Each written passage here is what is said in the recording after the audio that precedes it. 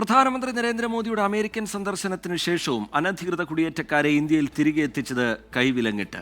ഇന്നലെ അമൃത്സറിൽ ഇറങ്ങിയ 117 പേരിൽ പുരുഷന്മാരെ കൊണ്ടുവന്നത് കൈവിലങ്ങോടെ. സ്ത്രീകൾക്കും കുട്ടികൾക്കും വിലങ്ങുണ്ടായിരുന്നില്ല. 157 അനധികൃത കുടിയേറ്റക്കാരുമായി അമേരിക്കയിൽ നിന്നുള്ള 3-ാം വിമാനം ഇന്ന് രാത്രിയോടെ അമൃത്സറിൽ എത്തും. അമൃത്സറിലെ ശ്രീ ഗുരു രാംദാസ് ജി അന്താരാഷ്ട്ര വിമാനത്താവളത്തിൽ ഇന്നലെ രാത്രി 11:35ഓടെയാണ് ഇന്ത്യൻ അനധികൃത കുടിയേറ്റക്കാരുമായുള്ള അമേരിക്കയുടെ 2ാമത്തെ വിമാനമെത്തിയത്. വിമാനത്തിലുണ്ടായിരുന്നത് 5 സ്ത്രീകൾ ഉൾപ്പെടെ 117 പേർ. തിരികെ എത്തിയവരിൽ 65 പേർ പഞ്ചാബിൽ നിന്നുള്ളവരും 33 പേർ ഹരിയാനയിൽ നിന്നുള്ളവരും.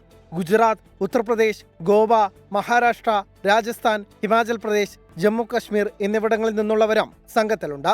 പുരുഷന്മാരെ ഇത്തവണയും വിലങ്ങണിയിച്ചാണ് എത്തിച്ചത്. സ്ത്രീകൾക്കും കുട്ടികൾക്കും വിലങ്ങുണ്ടായിരുന്നില്ല. ഇന്ത്യൻ കുടിയേറ്റക്കാരെ വിലങ്ങണിയിച്ച ആദ്യ തവണ അമേരിക്ക തിരികെ അയച്ചപ്പോൾ വിദേശകാര്യ മന്ത്രാലയം ആശങ്ക അറിയിച്ചിരുന്നു.